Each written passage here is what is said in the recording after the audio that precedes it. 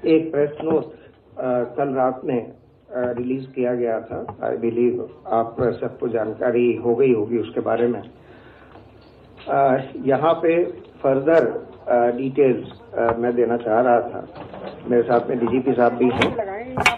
आप सभी के संज्ञान में है कि एक एसआईटी कॉन्स्टिट्यूट की गई थी और एसआईटी एडीजी लखनऊ जोन की अध्यक्षता में गठित की गई है और कल एडीजी लखनऊ और एसआईटी के अन्य सदस्यों के द्वारा उन्नाव का भ्रमण किया गया था। उन्नाव में उनके द्वारा पीड़िता के चाचा, पीड़िता, मृतक की पत्नी, मृतक की मां, इन सबसे संपर्क किया गया, उनके बयान लिए गए और विधायक जी के पक्ष के भी कुछ लोगों के बयान दर्ज किए गए।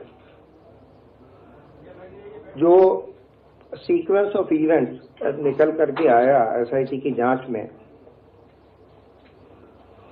उसमें 11 जून 2017 को पीड़िता के गायब होने की सूचना गायब हुई थी। उसके बाद 12 जून को पीड़िता की मां द्वारा थाने पर सूचना दी गई और पुलिस की दबिश में औरैया से पीड़िता की बरामदगी की गई।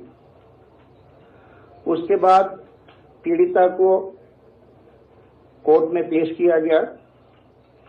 164 सीआरपीसी के तहत पीड़िता का बयान हुआ और पीड़िता के बयान के आधार पर 2 अभियुक्तों को गिरफ्तार किया गया।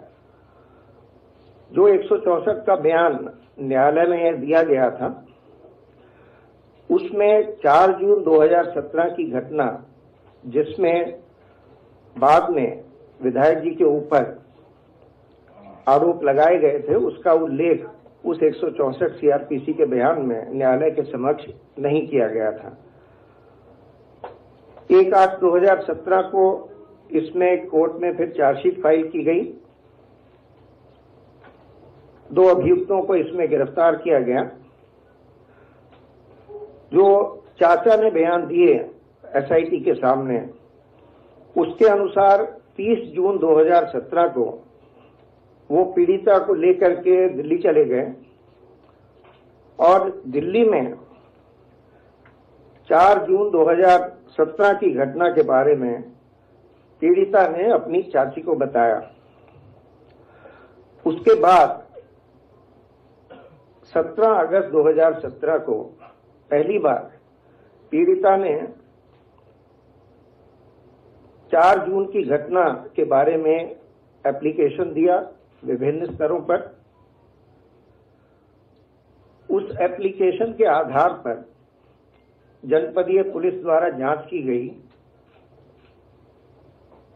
और 164 सीआरपीसी के बयान में चूंकि उल्लेख नहीं था विधायक जी का, इस वजह से उसमें कार्रवाई स्थानीय पुलिस द्वारा नहीं की गई।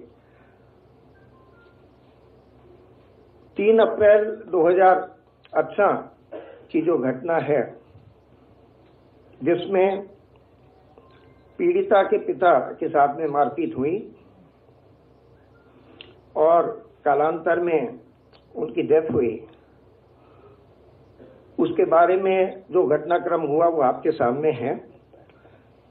चूंकि इसमें जिला चिकित्सालय के रोल पर, कारागार के स्तर पे भी ये कुछ आरोप लगे थे लापरवाही के या शामिल होने के, तो इसलिए इसमें 2 पृथक जांचें और कराई गईं।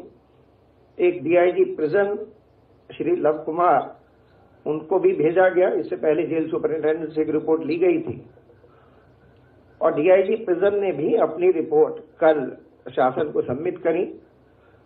एक जिलाधिकारी उन्नाव से अपेक्षा की गई थी कि हॉस्पिटल का इसमें क्या रोल है, उसके बारे में भी एक कमेटी गठित करा करके छानबीन करा लें।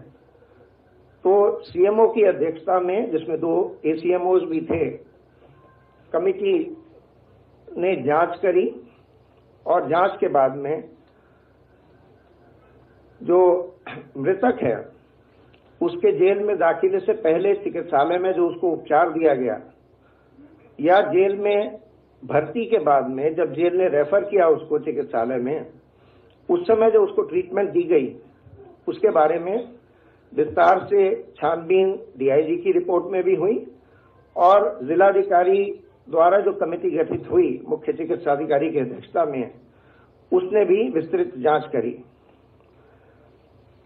उस दोनों में ही ये पाया गया कि जो समुचित चिकित्सीय परीक्षण जेल में दाखिले से पहले होना चाहिए था वो नहीं हुआ, और जो जेल में जब दाखिल होने के बाद में उसको जिला चिकित्सालय के जब उसको जेल के चिकित्सालय में भर्ती किया गया और वहां से उसको फिर जब रेफरल किया गया जिला चिकित्सालय में, रेफरल करते समय जेल ने स्पेसिफिकली ये कहा था कि इसको, क्योंकि इसकी अंदरूनी चोटें प्रतीत हो रही हैं, इसलिए इसको जिला चिकित्सालय में भर्ती करके उपचार कराया जाए। उसके बावजूद भी उसको वापस जेल में भेज दिया गया।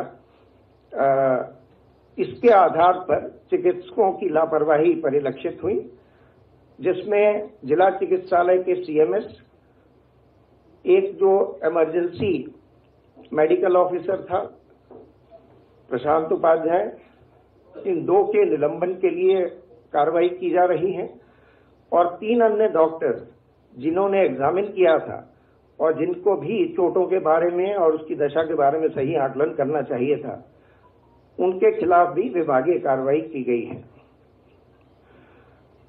इसमें पूरे तथ्यों के आधार पर यह निर्णय लिया गया कि 4 जून की मुकदमा पंजीकृत करते हुए इसकी विवेचना सीबीआई को ट्रांसफर कर दी जाए। अग्रेतर कार्यवाही सीबीआई साक्ष्यों को कलेक्ट करके उसके आधार पर करेगी। जो बाकी 2 मुकदमे 3 अप्रैल की घटना के बारे में हैं, वो भी चूंकि कनेक्टेड हैं, इसलिए उनको भी विवेचना के लिए सीबीआई को ट्रांसफर करने का निर्णय लिया गया है। पीड़िता के परिवार की सुरक्षा की चिंता को दृष्टिगत रखते हुए उनके परिवार को सुरक्षा मुहैया कराए जाने का निर्णय लिया गया है।